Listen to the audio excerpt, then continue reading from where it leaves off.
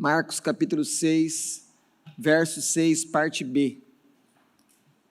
Marcos 6, verso 6, parte B. Diz assim a palavra de Deus. Contudo, percorria as aldeias circunvizinhas a ensinar. Chamou Jesus os 12 e passou a enviá-los de 2 a 2, dando-lhes autoridade sobre os espíritos imundos. Ordenou-lhes que nada levassem para o caminho, exceto um bordão, nem pão, nem alforge, nem dinheiro, que fossem calçados de sandálias e não usassem 2 túnicas. E recomendou-lhes: quando entrardes em alguma casa, permanecei aí, até vos retirardes do lugar.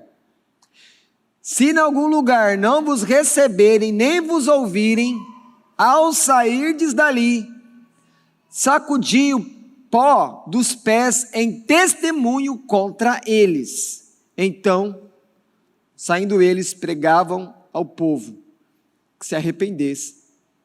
Expeliam muitos demônios e curavam numerosos enfermos, ungindo-os com óleo. Amém. Senhor, fala à tua igreja. Dá-nos a tua bênção, Senhor. Que a tua palavra venha ao encontro do nosso coração, nos fazendo converter a ti, nos fazendo dobrar perante ao Senhor em humilhação, confessando a nossa total incapacidade, Senhor, de viver conforme a tua santidade exigida na tua palavra, mas tendo fé naquele que veio do céu e que é a nossa justiça, Jesus Cristo. No nome de quem oramos, amém. Podeis sentar, deixa a Bíblia aberta.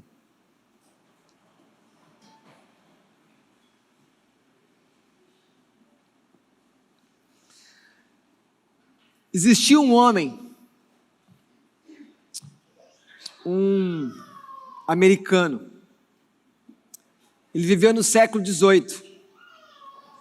Ele não é muito conhecido, a não ser por quem estuda a história da igreja, ou também por aqueles que gostam de estudar grandes pregadores, avivalistas. David Brenner foi um pregador notável da história da igreja.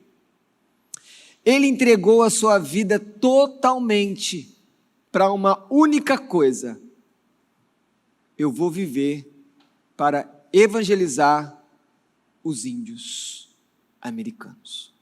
Essa é a causa da minha vida. Para isso eu vou viver. Para isso eu vou me gastar. Ele escolheu então não viver nas cidades. Ele abriu mão do conforto.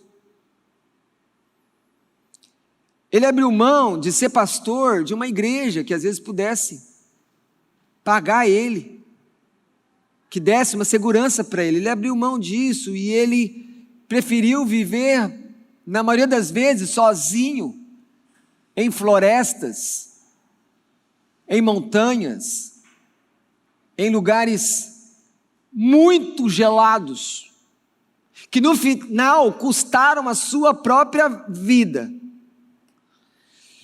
Ele converteu-se aos 20 anos de idade.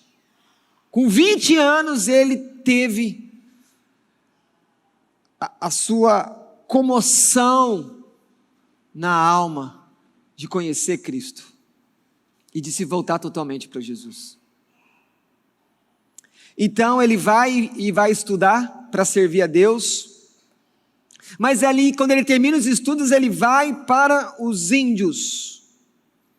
O ministério dele é ficar com os índios. A vida dele é para pregar o evangelho aos índios. Estar no meio de índios, dos quais ele não domina a cultura, dos quais ele não entende, e os índios não entendem ele. Certa vez, ele orou muito por uma tribo que ele ia visitar. E ele foi até o local, e quando chegou lá, ele sempre tinha um intérprete, porque ele não dominava a língua dos índios. Quando ele chegou lá, o intérprete estava o esperando, mas como esse intérprete estava? Completamente embriagado, bêbado. Tão bêbado que ele não podia ficar em pé. E então, como que David Brainerd vai pregar o evangelho? O intérprete está bêbado. Mas ele prega o evangelho. E o intérprete, que provavelmente tropeçou nas palavras na hora de traduzir, traduziu. E mais de 20 pessoas foram salvas naquela mensagem. Naquela mensagem. Quem dera nós tivéssemos isso hoje, pregadores que pregassem 20 pessoas verdadeiramente se convertessem, sem necessidade de apelo, que quando o Espírito vem, é o próprio Espírito que vai lá no coração e faz todo o apelo que o homem precisa.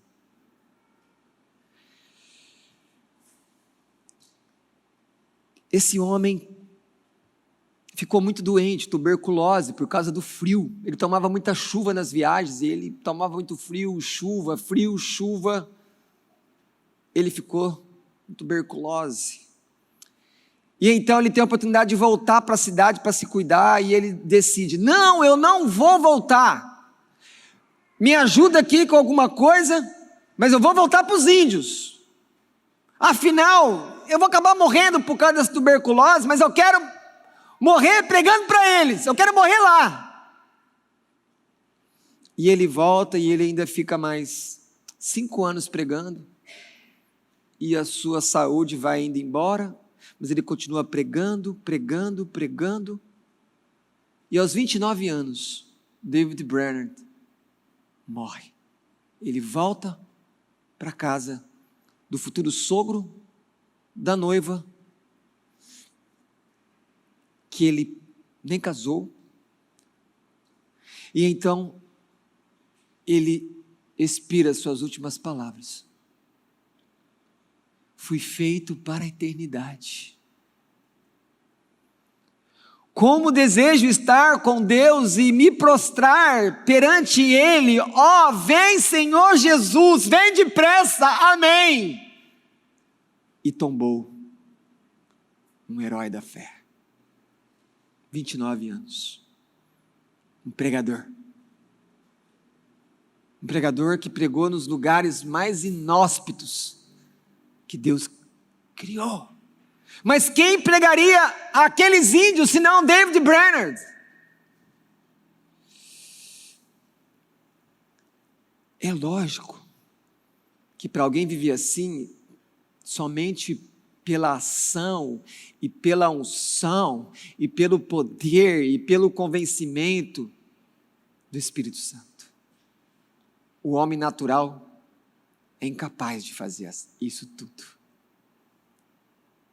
Principalmente gerar salvação, que só Deus faz.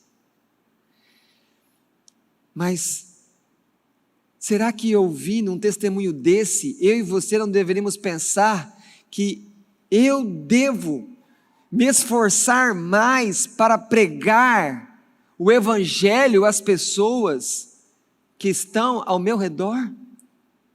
Pessoas com quais eu estudo, trabalho, as quais eu moro do lado, com tanto conforto que a gente tem, com tanta tecnologia disponível para levar a mensagem que muda a trajetória eterna das pessoas. E é interessante, quando a gente olha para ele, a gente aprende que eu preciso pregar o evangelho confiando totalmente em Deus, não em mim, mas nele. Eu preciso também saber que a mensagem, que as pessoas que estão perto de você e que estão perdidas, e explico que perdidas quer dizer que não é sem sentido, sem saber localização, mas estão sem direito à vida, e à vida com Deus, a vida eterna. Nós não temos que levar a nossa mensagem às pessoas, mas a mensagem de Cristo, O evangelho, não a nossa. Porque a nossa mensagem não pode fazer nada pelas pessoas. E quando nós também olhamos as condições terríveis que ele enfrentou, será também que eu não posso aprender a ter esperança que aquilo que eu estou fazendo de levar o evangelho, de pregar Jesus para as pessoas, com as circunstâncias mais desfavoráveis, não podem me fazer parar de pregar o evangelho, porque não depende de mim, mas é através de mim que prego, porque é Deus que faz todas as coisas. Quantas vezes você e eu nos desculpamos nas circunstâncias contrárias para não pregar às pessoas,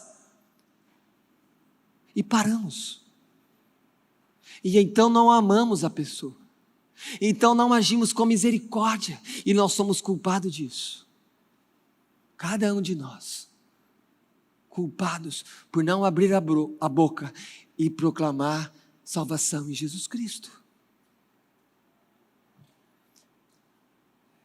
O exemplo dele é um exemplo para mim e para você. Preciso continuar pregando até o fim. Vocês perceberam que até as últimas palavras dele é uma espécie de pregação, é uma adoração. Vem, Senhor Jesus, vem depressa. E por fim, algo que nós nem cogitamos em pensar,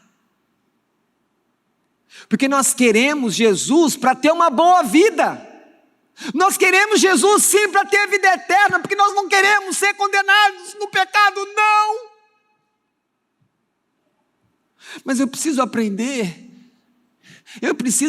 a pelo menos a começar a refletir que se necessário for, se for esse o preço, se é essa a vontade de Deus, eu preciso estar pronto, e você, mulher, precisa estar pronta para entregar a sua vida por causa de Jesus e por causa do evangelho, porque Jesus disse que aquele que morrer por causa do evangelho não morrerá para sempre, mas aqueles que morrerem sem Jesus estão perdidos para sempre. Eu preciso que Deus trabalhe no meu coração sobre isso, que eu preciso ter uma coragem de servir Ele, seja o risco que eu tiver que correr, seja risco de morte, risco de ser mal interpretado, risco de ser rejeitado pela própria família, risco de perder o meu emprego, mas eu preciso me entregar, eu preciso ser uma pessoa mais que vive centrada na missão que eu recebi. Deus te deu uma boca, porque Ele quer que todos na igreja sejam pregadores e pregadoras. Pregar o evangelho.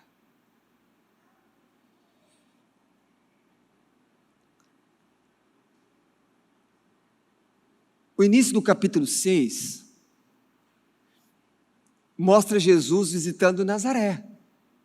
E em Nazaré, Jesus experimenta rejeição da cidade, dos seus parentes e da sua própria família, dos seus irmãos. Mas lembre-se que Jesus nos deixa aqui uma lição que, mesmo que nós sejamos rejeitados por pessoas mais queridas, nós não temos o direito de parar o ministério da palavra, porque diz o primeiro verso que eu vos li nessa noite: contudo, ou seja, após ser rejeitado, após ser zombado, vem essa conjunção adversativa, contudo, ou seja, não me deixei parar, nem me frustrar, não fiquei chorando por causa da rejeição, não. Diz aqui que ele percorria as aldeias circunvizinhas a ensinar. Ele continuou ensinando. E é isso que nós estamos vendo agora. E agora existe algo diferente. Como é que Jesus ensina agora? Agora Ele envia os seus alunos. Ele envia um colégio apostólico, ele envia os seus discípulos, ele faz um treinamento diferente. Porque até agora, o que a gente está vendo? Jesus é o pregador. Eles são o quê? Aqueles que testemunham, ouvem, acompanham. Agora, Jesus diz para eles: chega de apenas me ouvir pregar. Chega de apenas ficar vendo eu expulsar demônios. Agora vocês vão ter aula prática. Vão. Expulse demônios. Cure enfermo. Mas a coisa mais importante, que os primeiros versos nem falam: pregue o evangelho, para que as pessoas se arrependam. Ele envia os discípulos para fazer o trabalho do reino de Deus. Lembre-se, lá na frente vai chegar um momento que ele vai ascender aos céus após sua ressurreição, e ele não vai estar com os seus discípulos, mas os seus discípulos são os seus sucessores na obra de Deus. Ele não vai estar ali para sempre. Então ele tem que começar a treinar eles, falar assim: olha, vocês precisam aprender a fazer sem mim, porque eu não vou estar aqui para sempre. Se bem que Ele está conosco, Ele está com você quando você prega, Ele está com você quando você ora, Ele está com você quando você confessa seu pecado, porque o Espírito Santo está conosco, amém? E seu Espírito está conosco, Jesus está conosco, aleluia. Ele é a garantia. Ele é a garantia da nossa salvação, é o selo da salvação, é o Espírito naqueles que creem. E então, o verso 6 e o verso 7, nós podemos falar que Jesus envia os discípulos, envia para quê? Para fazer a obra. Olha para o texto, vamos aprender aqui algumas coisas. Verso 7, a palavra envia, enviá-los. Essa palavra enviar é a palavra raiz, é a palavra principal da palavra que vai dar o nome a quem são os discípulos, apóstolos, porque a palavra apóstolo quer dizer enviado. Entenda isso aqui, eles são apóstolos para isso, porque o apóstolo é alguém que é enviado em nome de Jesus, no poder de Jesus, para fazer a obra de Jesus. Por isso que ninguém hoje pode se autoproclamar: eu sou apóstolo, porque não foi chamado por Jesus, não foi enviado por Jesus, e por último, não viu Jesus, não andou com Jesus. O último apóstolo morreu aos 98 anos, no final do primeiro século, e o nome dele é João, o discípulo amado. Não tem apóstolo, mas eles aqui são apóstolos, então eles são como apóstolos, eles são enviados, eles são como uma espécie de delegados. Por quê? Olha o texto, olha para o texto, dando-lhes autoridade. Jesus deu autoridade para eles, Jesus enviou. O que ele mostra com isso? Que ele é o responsável por tudo que acontece ali. Quando você está pregando o evangelho, Jesus é responsável por você, por tudo que acontece. Tudo. Você vai no nome dele. Vai porque ele mandou ir. E por que eles recebem autoridade? Recebem autoridade porque eles vão enfrentar o mal, o reino do diabo, o maligno. E eles precisam ter poder, autoridade para fazer aquilo que Cristo fazia. E eles viam derrotar o inimigo, libertar os cativos, expulsar demônios das pessoas. Por isso que eles precisam de poder, de autoridade, porque eles vão enfrentar o reino inimigo. Jesus está mandando eles para a guerra contra o mal. Deixa eu dizer algo para você. Quer fazer o bem? Quer fazer o bem para as pessoas? Quer agradar a Deus? Se prepare, porque quando você busca fazer o bem, você pode ser atingido pelo reino do mal e também pela maldade dos homens. Eu preciso falar isso para você. Porque existe alguns no nosso meio que pensam que se eu estou fazendo tudo certo, nada de errado vai acontecer. Olha para os apóstolos, todos martirizados. Faça o bem. Enquanto puder, tiver a oportunidade, faça o bem, como diz Paulo aos Gálatas, principalmente aos da família da fé, a igreja, faça o bem, mas deixe essa ideia que se você estiver fazendo bem, nada de mal vai acontecer, porque isso não é verdade, porque isso não é bíblico. Até Paulo falou para os filipenses que Deus nos chamou não apenas para crer nele, mas também para ser perseguido por causa dele, do evangelho dele. E lembre-se, quando os discípulos entenderam isso, depois da volta de Jesus para o céu, quando eles foram perseguidos, o que eles fizeram? Eles voltaram felizes, porque eles lembraram da palavra de Jesus. Estamos sendo perseguidos, hostilizados, maltratados por causa de Jesus. Glória a Deus. Glória. Porque eu não sou digno dele. A mensagem não é minha, o poder não é meu, mas eu sou somente a boca, eu sou só um vaso, e ele ainda escolheu me usar. Você crê em Jesus? Você ama Deus? Deus escolheu usar você para continuar a obra de Jesus Cristo. Não seja omisso ao chamado. Não deixe Deus sem resposta. Não deixe Deus esperando. A gente não sabe quanto tempo tem, mas gaste essa vida como vocês ouviram o testemunho de Brenner. Gaste ela para fazer a vontade de Deus. Porque um dia você vai olhar para Ele. Um dia nós vamos olhar para Jesus. Face a face. E vamos ser penetrados por aqueles olhos chamas de fogo. Que dia, que encontro, se prepare. Responda o chamado de Deus.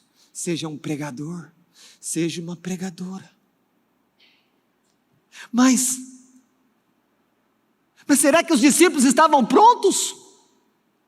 Será que você está pronto para começar a pregar o evangelho? Deixa eu aprofundar a pergunta. Será que é possível?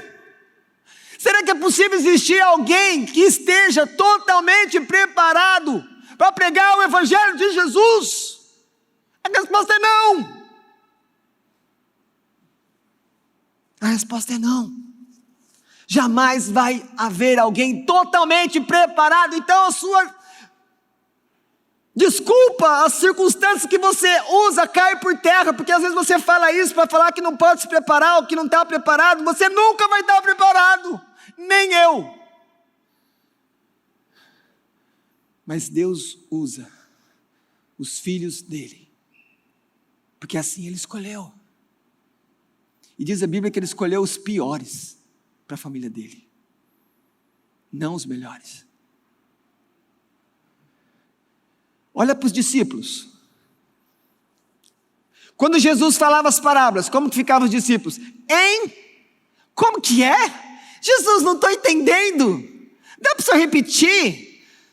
Senhor Jesus, eu estava conversando aqui com Tomé e com João. Tem como o senhor fazer um reforço separado para a gente, para explicar aquela parábola? Porque eu não estou entendendo.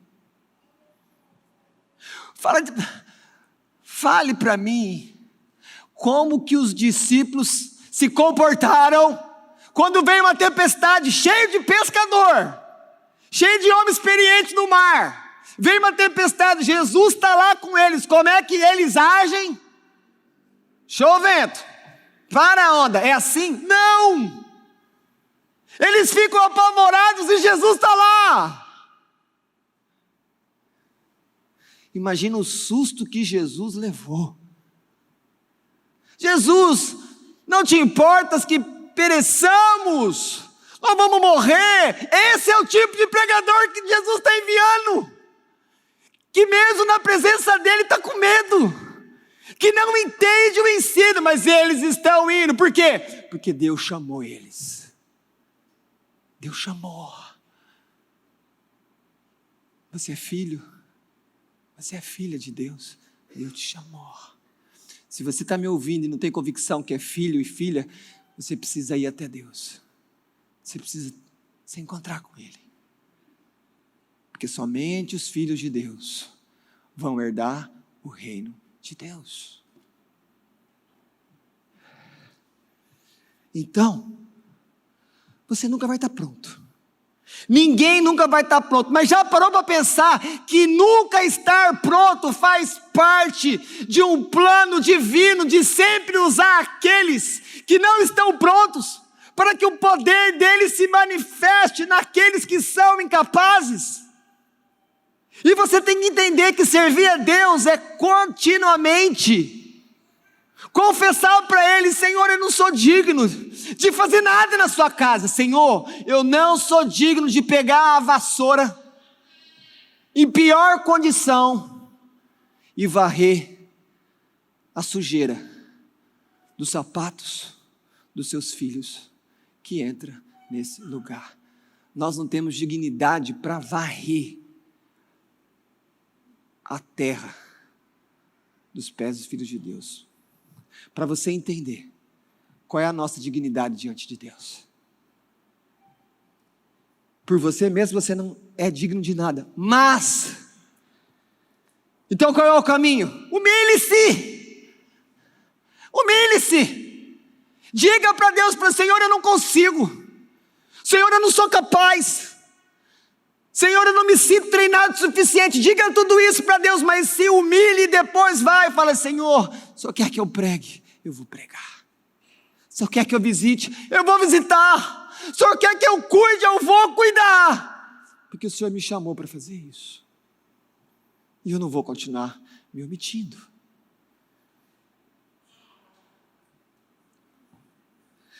É interessante que quando você olha o verso 7, ele fala de expulsar demônios. Quando fala no verso 6, parte B, Jesus fala de ensinar. E quando você vai no verso 12, ele fala de pregar. Eu posso então separar aqui o ministério de Jesus em duas grandes partes. A primeira grande parte, mais importante: ensinar, pregar, proclamar o evangelho de Jesus. E a segunda grande parte: expulsar demônios, levar a cura. Está bem aqui. Todo o ministério de Jesus dividido em duas partes. Quando você pensa em cura e uma pessoa ser liberta do demônio, o que uma pessoa que é curada e é liberta do demônio fez para receber isso? Nada. Deus simplesmente veio com poder e fez tudo. Ela não fez nada. Mas quando nós pensamos na outra parte do ministério, é diferente. Porque se Jesus veio para ensinar, nós não podemos agir muitas vezes como os nazarenos, que rejeitam o ensino e que não ouvem com atenção. Então a pergunta é: você tem ouvido o evangelho de Jesus com dedicação? Você tem dado atenção à palavra de Deus? Porque ouvir o evangelho com atenção é a parte que cabe a todos nós. Porque a palavra é de Deus, a palavra vem. E a palavra vem para nós. Então cabe você ouvir a palavra de Deus. Porque Deus fala, você ouve, mas não apenas ouvir, mas também deixar essa palavra pelo poder do Espírito transformar a sua maneira de pensar e transformando o seu pensamento, agindo de maneira diferente, mesmo que esse processo de mudar totalmente não vá ser completado nessa vida, porque somos teimosos, Somos como tartarugas espirituais, mas o Espírito Santo está agindo em nós. E eu não posso me conformar, porque eu pequei, porque eu fiz aquilo. Eu tenho que voltar para a cruz. Estou aqui de novo, Jesus. Tem misericórdia de novo, perdoa de novo. Cadê a palavra de novo, Jesus? Eu quero ouvir, eu quero entender, eu quero mudar. Me ajuda, Jesus. Essa parte é nossa. Se converter a Deus. Está se convertendo aqui esse negócio. Amém. Agora, eu quero chamar a atenção de vocês aqui no verso 7. Como é que Jesus enviou os discípulos? 2 a 2. O que isso mostra para nós do reino? O que nós podemos olhar para esse Jesus enviou de 2 em 2? Primeira coisa, você vai servir a Deus? Você quer servir a Deus? Lembre-se, é sempre bom ter companheiros, companheiras para dividir a carga, porque é muito trabalho. Muito trabalho e poucos obreiros. Olha que bênção, eles foram em 2, eles podiam dividir o trabalho. Uma segunda coisa, por que é bom ir de 2 em 2? Para evitar algo que corrói qualquer alma. Solidão, se sentir só, sem ninguém para conversar. Quando você está de 2, pensam eles, chegaram no lugar, foi rejeitado, eles podiam voltar conversando, um consolando o outro, falou, olha, vamos mudar a maneira de abordar a próxima família, a próxima cidade, não deu muito certo. Então eles se aconselhavam, eles conversavam, lamentava. Quando você anda de 2 em 2, você pode virar para o outro e falar assim, olha, eu pequei, ora comigo, pequei. Mas andar sozinho é muito mais complicado, e Deus não fez a gente para andar sozinho, não chamou. Por quê? Como é que a gente sabe? O próprio Deus é uma comunidade trinitária, santa, eterna e perfeita. Deus é um Deus comunitário, é uma trindade, o Pai, o Filho e o Espírito. Pode ser que você nunca pensou nisso, pode ser que você às vezes não gosta muito de comunhão, você gosta de curtir mais, ficar sozinho, mas lembre-se, o seu Deus não é assim. O Pai nunca esteve sozinho, nem o Espírito, mas Jesus experimentou o que é estar sozinho. Deus meu, por que me desamparaste? Ele clamou, falou, meu Pai, onde estás tu, Deus? Mas o pecado seu e meu estava sobre ele. Então de 2 em 2, ajuda, porque você não fica sozinho, tem alguém para compartilhar as coisas. Em terceiro lugar, o 2 em 2 mostra que em muitas situações na obra de Deus, você tem que agir com prudência e não pode fazer alguma coisa sozinho, porque depois de fazer uma coisa sozinho, você não vai ter alguém para testemunhar com você o que aconteceu, e você depois pode ser constrangido. As pessoas podem falar coisas que você não falou, mas não tem ninguém que prova. E eu tenho aprendido isso, que a gente precisa sempre, às vezes, conversar com outra pessoa junto, porque isso gera proteção para todo mundo. Se às vezes você vai enfrentar uma situação difícil, qualquer lugar que seja, sabe? Às vezes evite estar sozinho. Eu sei que tem situações que não dá para fazer isso, mas a gente precisa também ser prudente, usar de sabedoria, porque senão depois a gente pode, sem perceber, se colocar em situações de apuro. E depois é a palavra de um contra a palavra do outro. Agora, quando entramos nos versos 8 ao verso 11, nós agora, na prática, percebemos o quê? Jesus vai começar a falar, como é que vocês vão? Pensa, calma lá, o que a gente pode levar? Leva dinheiro? Posso levar meu canivete? Leva a rede para dormir? Quantas túnicas pode levar, Jesus? Pensa tanto de pergunta que eles poderiam fazer, igual na época de acampamento, tanta pergunta que vem, pode, não pode, é isso, é aquilo.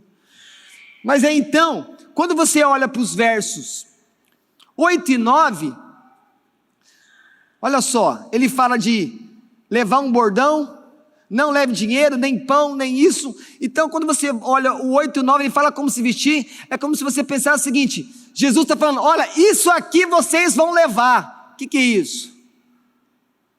Deus dá a provisão para fazer a obra dele. Ele vai dar a provisão. Mas aí quando você olha os versos 10 e os versos 11, já não é mais o que eu vou levar, mas é como eu vou agir, como eu vou relacionar com as pessoas. Ou seja, se nos versos 8 e 9 fala da provisão daquilo que eu levo, nos versos 10 e 11 fala ação, como nós fazemos as coisas de Deus. E ele explicou também como tinha que fazer. Fazendo um panorama bem rápido, bem sucinto, nós podemos dizer o seguinte: primeiro, Deus sempre tem um plano quando Ele nos leva para servi-lo. Olha para isso aqui, será que Jesus tinha um plano ou não? Ele sabia a região que ele estava, como que eles iam se vestir, o que era para levar, aonde que ia hospedar, se tinha dinheiro ou não, a roupa, a mensagem, deu autoridade, deu poder. Isso mostra o quê? Deus tem planejamento para fazer a obra dele, precisamos acreditar nisso. Amém? Deus tem planejamento. Tem momentos que a gente fica fazendo a obra de Deus, não confiando nele, isso não agrada a Deus. E segunda coisa, quer servir a Deus? Uma vida de simplicidade. Olha para aqui que ele fez aqui. Nem 2 túnicas não podia, uma só. A marca de alguém que quer servir a Deus é buscar um modo de vida simples. Por quê? Porque senão o glamour, os atrativos do mundo podem comprometer a própria disposição do nosso coração de servir. Aí a gente nunca pode servir, porque a gente não está disposto a ter uma vida mais simples. Aí não tem tempo, aí não tem energia. Quando ele fala tudo isso, eu preciso olhar que fazer a obra de Deus é depender dele, porque a obra é dele. Eu preciso depender. E a gente precisa olhar menos para nós e mais para Deus, concentrar nele. Em quarto lugar, vocês perceberam que quando Jesus falou, quando chegar numa cidade, se uma família acolher você, fica.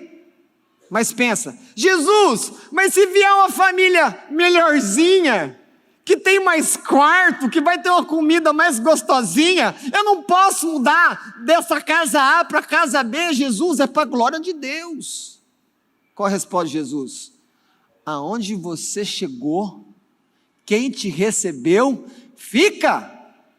Não fica querendo fazer o quê? Exigência. Jesus está querendo dizer aqui, sem mimimi. Eu até criei um termo aqui, ó. Eles devem ser desmimetizados, sem mimimi, porque com mimimi não dá para servir a Deus, não dá para ter mimimi e enfrentar demônio, não dá para ter mimimi e entrar numa luta cultural contra o mundo. Não dá. Então Jesus tem que tirar exigência. Onde chegou, fica. E junto com isso, eu tenho que colocar para vocês que de maneira geral o plano de Deus é que eu preciso ser contente da maneira que Deus está me usando para servir Ele. Contente. Tudo aqui de maneira bem sucinta, nesse planejamento, tudo do que Jesus está trazendo. Olhando para o verso 10 e o verso 11 ainda, uma coisa que Paulo fala nas suas cartas, que eu e você precisamos aprender. Você precisa, pregando o evangelho, servindo a Deus, você precisa aprender a ser honrado e a ser rejeitado. Deixa eu contar uma história aqui, rápida para vocês. Eu não era cristão, um aluno meu na época foi se casar, eu não fui no casamento religioso, eu fui direto para a festa. Chegando lá com os colegas, eu olhei a mesa que ia ficar comida, eu voltei para o pessoal e falei, pessoal, a comida está ali, então aquela mesa é a nossa. Tinha ninguém, sentamos na mesa. Ok, melhor mesa do casamento. O pessoal chegou, e de repente veio uma senhora, falou assim, olha, essa mesa é dos padrinhos, vocês vão ter que sair daqui. Eu falei, tudo bem, saí dali para ir embora, revoltado, rejeitado, mas Deus me ensinou alguma coisa ali, mas fui embora para casa, perdi tudo, porque eu queria o melhor lugar, eu queria ser honrado, mas eu fui rejeitado. Mas eu tive uma outra experiência, acompanhando um pastor experiente, cheio de humildade. Fomos num lugar público na cidade, uma solenidade. E eu ainda, às vezes, mesmo convertido, mas com aquele coração, eu falei assim, pastor, o lugar do senhor é lá, né? Eu era um motorista, eu era auxiliar de levar o pastor no lugar. Era isso que eu era. Aí o pastor falou assim, não, Neto, vamos sentar aqui, na última fileira.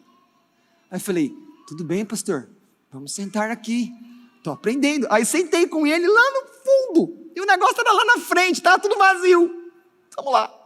Aí de repente vem alguém no cerimonial, o senhor que é o pastor da igreja, Peniel? Sim, por favor me acompanhe, o seu lugar é lá na frente. Aí levantei e falei, nossa, agora eu entendi. Deus tem um lugar, quando Ele quer honrar você, mas você sempre tem que agir com humildade, senta lá atrás e Deus vem e leva você lá na frente. Eu preciso aprender essas coisas, porque senão toda vez que a gente for ser rejeitado, vai ficar mimizento, e não pode, o povo de Deus não pode ser mimizento. Por que eu falo isso? Olha os versos 10, verso 11. Se receber, fica lá. Mas se não receber, sacode a poeira dos pés e vai embora. Está percebendo? Eles podiam ser recebidos e podiam ser rejeitados. Você precisa aprender isso. Você quer servir a Deus? Você quer fazer o bem para os irmãos? Às vezes o irmão vai te maltratar. Mas por quê? Porque é assim. Servir Deus é assim. Às vezes a gente vai ser maltratado no meio da família espiritual. E não vale, teve um problema, brigou com alguém, desentendeu, sai, porque não, tem que lidar com a situação, porque nós somos o povo da paz. Mas de vez em quando nós somos o povo que também briga. Ou a gente não tem homens de Deus brigando na Bíblia?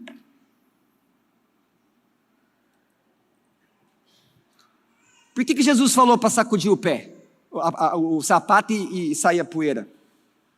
Quando o judeu naquela época, ele ia para o exterior, e quando ele ia voltar para a Terra Santa, para Israel, ele batia os sapatos para cair a poeira, tipo assim, estou vindo de um lugar pagão, sem Deus, idolatria, e estou entrando na terra prometida, estou entrando no lugar santo, ok? Na terra que foi prometida a Abraão. Então, olha como que era a mente de um judeu. Se alguém batesse os sapatos diante dele, ia falar, a sua casa é um lugar pagão.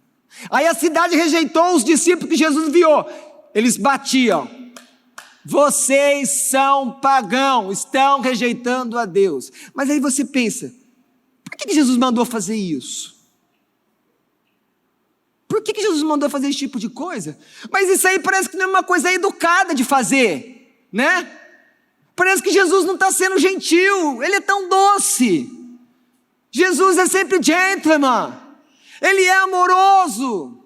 Mas entenda uma coisa, ele manda bater os sapatos na frente das pessoas, para que na hora que os discípulos fazem isso, eles possam entender: será que nós estamos entrando em juízo? Será que nós estamos negando as coisas de Deus aqui na nossa casa, na nossa cidade? Então quando Jesus faz isso, não é que ele está sendo muito duro, ele está fazendo as pessoas refletirem, porque no final o que ele quer? Que elas se arrependam, porque não causa prazer em Cristo, nem em Deus, nem no Espírito, quando alguém diz não ao Evangelho, diz não a Cristo e a quem prega o Evangelho. Porque qual que é a vontade de Deus? É que todos os homens sejam salvos. A Bíblia diz que Deus não tem prazer na morte do ímpio. Verso 12. Deixa eu falar com algumas pessoas em especial aqui nessa noite. Saindo eles, pregavam ao povo que se arrependesse. Você deseja ser um pregador ao povo de Deus? Às vezes passa no seu coração de cuidar de almas, de ser um pastor de ovelhas, de ser um presbítero para liderar a casa do Senhor? Então deixa eu dizer umas coisas para você depois meditar e orar. Primeiro, você deseja isso? Você deseja fazer isso? Porque se você não deseja, então nem continue. 2, se você deseja, vá estudar, vá se preparar, vá cuidar, vai às vezes visitar pessoas, vai pregar para uma pessoa, vai fazer estudo bíblico com 3 pessoas. Se prepare, se instrua, porque se você quer servir a Deus, você precisa se capacitar. Terceiro, deseja, está se preparando, dependa de Deus. O lugar, o momento, como as coisas vão se dar. Quarto, quer ser um pregador, quer ser um pastor? Esteja disposto a sofrer por amor a Deus e amor aos seus irmãos. Se a pessoa deseja o ministério, mas não está disposto a sofrer, fique onde está. Não venha nessa direção, porque você vai vir, vai se frustrar e vai embora, e as ovelhas vão ficar lá, e vai ter problema. E quinto lugar, se você pensa nessas coisas, se você deseja, está se preparando, está buscando depender de Deus e está disposto a sofrer por amor ao Evangelho, lembre-se, você vai ser um pregador com uma única mensagem: o Evangelho de Jesus Cristo. Essa é a sua mensagem, essa é a boa nova. É isso que você tem que trazer para o povo, porque é isso que salva as pessoas. Jesus Cristo, crucificado e ressuscitado para a vida eterna. 3 aplicações, não longas como a do culto passado, tranquilo. Primeira aplicação, pais, líderes, pais, somos treinadores. Estamos fazendo aquilo que Jesus fez com os discípulos, estamos treinando crianças. Estamos treinando meninos e meninas, estamos treinando adolescentes, estamos treinando jovens, estamos treinando pessoas no nosso trabalho, estamos treinando pessoas nessa igreja. Mas lembre, o nosso treino nunca vai ser suficiente para que os nossos pupilos estejam preparados e prontos para fazer o que Deus chamou eles para fazer. Por isso, nós percebemos em Jesus que ele não foi, ele ficou e ele deixou os discípulos ir. Sabe o que isso diz para nós? Pai, líder, treine, mostre o caminho, porque vai chegar um tempo que o seu pupilo, o seu filho, o seu liderado não terá a sua presença, mas ele vai precisar lembrar do teu ensino, ele vai precisar lembrar daquilo que você deu para ele. Por isso, a principal coisa que um treinador de pessoas precisa ensinar: confie em Deus. Confie em Deus, meu filho. Quando você não consegue mudar esse comportamento errado, confie em Deus, meu filho, quando essas provas são difíceis na escola. Confie em Deus, ó menino, menina, quando esse palavrão não sai da sua boca. Confie em Deus. Se não há desejo no seu coração, adolescente, criança, de vir na igreja, ó Senhor, eu preciso desejar estar na sua casa. O Senhor é cheio de misericórdia. Como é que você vai ensinar uma pessoa a desejar a Deus? Só o Espírito Santo faz isso. Mas eu preciso treinar, eu preciso mostrar quem é Deus, eu preciso dar a palavra. Porque só o Evangelho vai mudar a vida das pessoas. Pais, pregue o Evangelho para os seus filhos, enquanto vocês podem, enquanto eles estão perto de vocês, pregue o Evangelho todos os dias. Não espere a pregação de domingo do pastor, não espere o estudo na terça-feira, não espere o culto de quinta, prega o Evangelho, prega, abre a palavra, ensina a palavra para ele, fala com ele da palavra, e lembre-se, enquanto você prega a palavra, de falar para ele: filho, olha para mim, porque eu estou andando com Jesus. Segunda aplicação: pregadores e pastores, todos servos de Deus. Se você quer servir a Deus, o seu coração não pode estar na riqueza. Olha aqui as características de alguém que está servindo a Deus. Nem 2 túnicas não pode ter, não pode levar praticamente nada. Ou seja, se alguém quer servir a Deus, não pode ter o coração nas riquezas. Se você tem um coração assim, fale com Deus. Se você pensa em ganhar muito dinheiro para servir a Deus com esse dinheiro, então vai ser empresário, empreendedor, qualquer coisa. Vai para a bolsa de valores. Mas para servir Deus, não. Porque o grande tesouro para Deus são as almas, são as pessoas que estão perdidas. Não dá para servir a Deus e as riquezas ao mesmo tempo. Terceiro,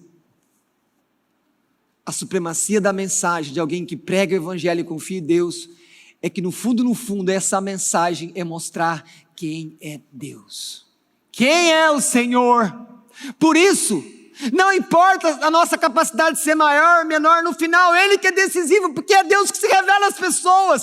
Mas eu não posso ficar me omitindo nas minhas faltas, na minha falta de capacidade. Segunda coisa, as provisões vêm do Senhor, não dos homens, mas Ele vai usar homens para manter você, para que você possa servir. Você quer servir a Deus? É um risco. Quem serve a Deus corre perigo. É assim. Lembre-se, Ele deu poder para lidar com demônios. Você será rejeitado por causa da missão evangélica, que é falar de Jesus. Portanto, igreja, não há missão mais honrosa que fazer Jesus conhecido no mundo. Pregue para que Deus seja conhecido, honrado, amado. E conhecendo a esse Deus, elas possam ser salvas. Amém.